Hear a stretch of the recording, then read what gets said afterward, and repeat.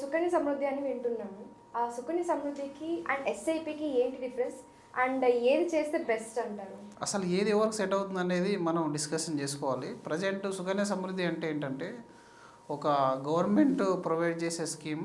అందులో సుకన్యకి and equity ఎస్ఐపికి difference అనేది చాలా పెద్దది. రెండింటిని అసలు కంపారిజన్లో కూడా రాదు ఎప్పుడు కూడా.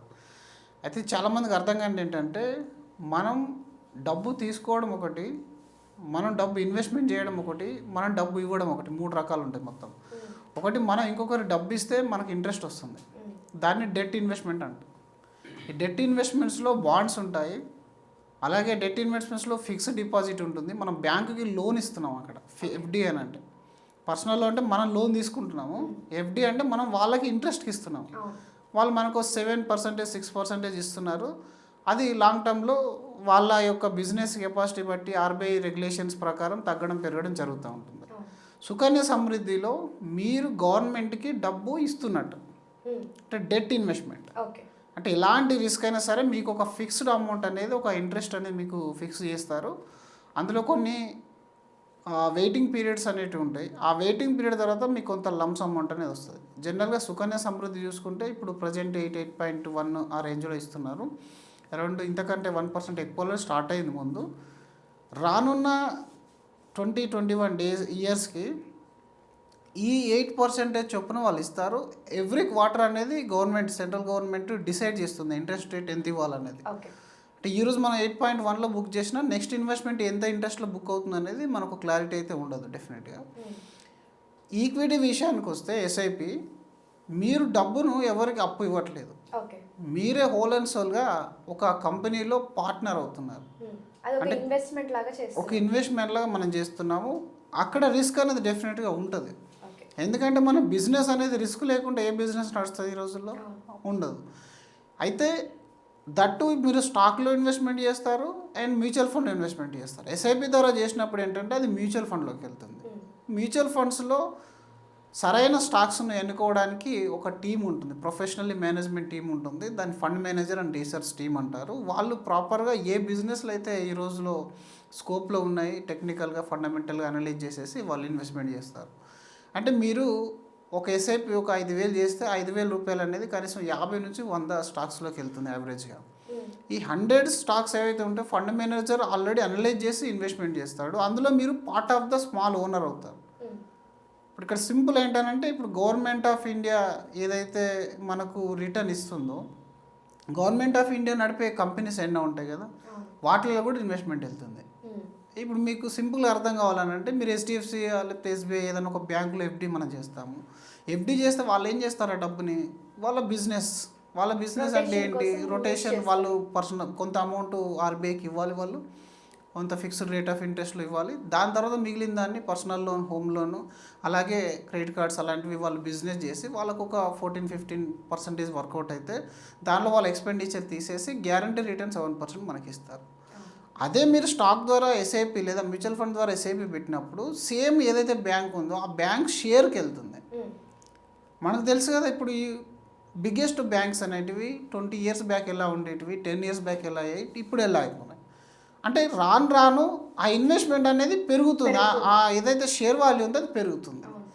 టెంపరీ ఒక బ్యాంక్ యొక్క పర్ఫార్మెన్స్ తక్కువ ఉండి ఇంకో బ్యాంక్ యొక్క పర్ఫార్మెన్స్ ఎక్కువ ఉండొచ్చు. అలాగే ఒక సెక్టర్ యొక్క పర్ఫార్మెన్స్ తక్కువ ఉండి ఇంకొక సెక్టర్ యొక్క పర్ఫార్మెన్స్ ఎక్కువ ఉండొచ్చు. ఫర్ ఎగ్జాంపుల్ ఇప్పుడు రీసెంట్ కేసెస్లో చూసుకుంటే మనకు డిజిటల్ చెల్లింపులు అంటే ఎక్కువ జరిగినాయి కదా. ఈ డిజిటల్ టెక్నాలజీలో ఇన్వాల్వ్ అయిన అన్ని కంపెనీ యొక్క స్టాక్స్ అనేది పెరిగినాయి. అలాగే రీసెంట్గా ఏఐ గురించి మాట్లాడుతున్నాం. ఏఐకు సంబంధించిన స్టాక్స్ ఏవైతే ఉన్నాయో అవి అమాంతంగా పెరిగిపోయినాయి. బికాజ్ కొత్త టెక్నాలజీ ఎప్పుడైతే వస్తుందో అప్పటిదాకా ఉన్న ట్రెడిషనల్ టెక్నాలజీలో ఉన్న బిజినెస్లు అన్నీ ఎఫెక్ట్ అవుతాయి. సో దీనివల్ల కొన్ని స్టాక్స్ పడడం, కొన్ని స్టాక్స్ పికప్ అవ్వడం జరుగుతుంది. ఇలా ఎస్ఐపి చేసినప్పుడు ఏమవుతుందంటే మీరు లాంగ్ టైంలో చేస్తాం కాబట్టి ఏదైతే ఈ ఆపర్చునిటీ ఉందో తగ్గినప్పుడు మీరు ఇన్వెస్ట్మెంట్ చేస్తారు, పెరిగినప్పుడు ఇన్వెస్ట్మెంట్ చేస్తారు. End of the day fund manager ఎక్కడ ఆపర్చునిటీ ఉందో వాటిని వెతికే ప్రయత్నంలో ఉంటూనే ఉంటాడు. అంటే ఒక 20 సంవత్సరాల తర్వాత ఇప్పుడు మీరు ఎస్ఐపి బెటరా, సుకన్య సమృద్ధి బెటరా అని అంటే సుకన్య సమృద్ధిలో ఈరోజు 8% మీకు అట్రాక్టివ్ అనిపించవచ్చు, బట్ తగ్గుతూ వెళ్తుంది. ఎండ్ ఆఫ్ ద డే మనం దేనికోసమే సేవ్ చేస్తున్నామో, పిల్లల ఎడ్యుకేషన్ కానీ మ్యారేజ్ కానీ, రానున్న రోజుల్లో అది పెరుగుతుంది. కానీ ఖర్చు అందరూ పెరుగుతుంది. గవర్నమెంట్ ఇది కదా అని చెప్పి దాని మీద ఫోకస్డ్ గా ఉంటారు. ఎంతవరకు కరెక్ట్? జనరల్గా అందరు ఏంటంటే మనం గోల్డ్ కానీ రియల్ ఎస్టేట్ కానీ సేఫ్టీ మనకు కనబడుతుంది కాబట్టి, అలాగే Sukanya Samriddhi post office deposit ఏంటంటే మనకు ఒక రిస్క్ వద్దు అనుకుంటారు. కానీ నిజానికి రిస్క్ తీసుకోకపోవడమే పెద్ద రిస్క్. అది ఎలాగో చెప్తాను వినండి. ఇప్పుడు మనం పిల్లల యొక్క ఎడ్యుకేషన్ ఈరోజు అంటే మనం ఒక 10 లక్షలు 12 లక్షల రూపాయలు ఈ బెంగళూరు హైదరాబాద్ లాంటి ఒక యావరేజ్ కాలేజ్ ఫీజు ఉంది. ఇది ఒక 15 ఇయర్స్ బ్యాక్ ఎంత ఉండే? చాలా తక్కువ ఉండే.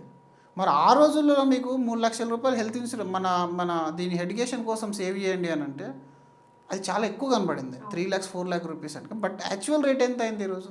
మీరు మీ తాతగారో లేకపోతే మీ ఫాదరో మదరో ఒక 4 లక్షల రూపాయలు హెల్త్ మన దీని గురించి మన ఎడ్యుకేషన్ గురించి ఒక పాలసీ కట్టుంటే ఈరోజు అది అడ్మిషన్ కూడా సరిపోదు. అలాగే మీరు ఏదైతే గ్యారంటీడ్ అనుకుంటున్నారో ఆఫ్టర్ 21 ఇయర్స్ తర్వాత హయ్యర్ సైడ్ మీకు 1,50,000 రూపీస్ సుకన్యలో తీసుకుంటారు. 70 lakhs వరకు మీకు వస్తాయి. అంటే మీరు అంత అమౌంట్ ఇన్వెస్ట్మెంట్ చేయగలిగితే 21 ఇయర్ తర్వాత ఈవెన్ 70 lakhs రూపీస్ అనేది కూడా చాలా తక్కువ అమౌంట్ అయిపోతుంది. ఆ రోజుల్లో మీకు కావాల్సిన అమౌంట్ అనేది రాదు. ఎందుకంటే లైఫ్ స్టైల్ ఇన్ఫ్లేషన్ అనేది పెరుగుతూ ఉంటుంది. ఆ ఇన్ఫ్లేషన్లో ఎడ్యుకేషన్ ఇన్ఫ్లేషన్ అనేది ఇంకా స్పీడ్గా పెరుగుతుంది. హెల్త్ కేర్ ప్లస్ ఎడ్యుకేషన్ ఇవి రెండు మన కంట్రోల్లో ఉండవు. మరి మీరు తీసుకునే రిటర్న్ 8% ఉంది, ఇన్ఫ్లేషన్ 10% ఉంది. ఇప్పుడు 10 ఇయర్స్లో ఎవ్రీ ఇయర్ మీరు ఒక 3% అడిషనల్గా లాస్ అవుతా వెళ్ళిపోతాం.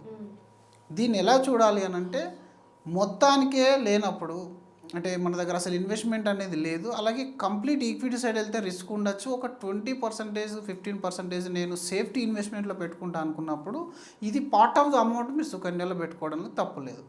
కానీ మొత్తం పిల్లల ఎడ్యుకేషన్ని దీని మీద డిపెండెన్సీ కానీ మనం అనుకున్నాం అనుకోండి, ఇందులో రిటర్న్ ఒక్కటే రిస్క్ కాదు, ఇంకా 2-3 రిస్కులు ఉంటాయి. ఒక రిస్క్ ఏంటంటే మీకు లిక్విడిటీ అనేది ఉండదు. మీరు విత్డ్రా చేయాలంటే మొత్తం విత్డ్రా చేయలేరు. ఫర్ ఎగ్జాంపుల్ సుకన్యలో ఎందుకంటే మీరు 16 సంవత్సరాలు ఇన్వెస్ట్మెంట్ చేయాలి, 5 years వెయిట్ చేయాలి. 21 ఇయర్లో మధ్యలో మనకి ఏమన్నా ఒక మనీ అవసరమయ్యా తీసుకోవాలన్నా కూడా కుదరదు. ఆఫ్టర్ 18 years కొంత అమౌంట్ అని పార్షల్ అమౌంట్ అనేది వస్తుంది. ఫర్ ఎగ్జాంపుల్ ఇదే కేసెస్లో లైవ్లో ఎంతోమంది ఫ్యామిలీస్ ఎఫెక్ట్ అవుతూ ఉంటాయి. ఎప్పుడు ఇన్కమ్ ఒకలా ఉండదు. ఒక 5 సంవత్సరాలు 10 సంవత్సరాల తర్వాత లైఫ్లో పెద్ద క్రిటికల్ సిచ్యువేషన్ వచ్చి ఆ అమౌంట్ తనకి ఎడ్యుకేషన్కో లేదా హెల్త్ కేర్కో లేదా ఫాదర్ మదర్కి ఏదైనా ఫైనాన్షియల్ క్రైసిస్ వస్తే తీయాలనుకుంటే మీరు తీయలేరు. అలాంటి సందర్భంలో ఇంకా ప్రాబ్లం ఎలా వస్తుంది? మీకు లిక్విడిటీ లేదు అని అంటే ఆ 21 years కట్టడం ఇబ్బంది. కాబట్టి ఎప్పుడైనా సరే మనం చేసే ఇన్వెస్ట్మెంట్ మనకు విత్డ్రావల్ అయ్యే విధంగా ఉండాలి. అండ్ అలాగే లిక్విడ్ అనేది ఆల్వేస్ ప్రిఫరబుల్ ఉండాలి. ఇన్ఫ్లేషన్ మించిన రిటర్న్ ఇవ్వాలి. అలా పోల్చుకుంటే మాత్రం సుకన్యతో పోలిస్తే ఎస్ఐపి అనేది మీకు బెటర్ రిటర్న్ అనేది ఇస్తుంది. బట్ మార్కెట్ని అర్థం చేసుకోవాలి. లాంగ్ టర్మ్కి ఎలాంటి పెద్ద రిస్క్ అనేది ఉండదు, షార్ట్ టర్మ్ మాత్రం రిస్క్ ఉంటుంది.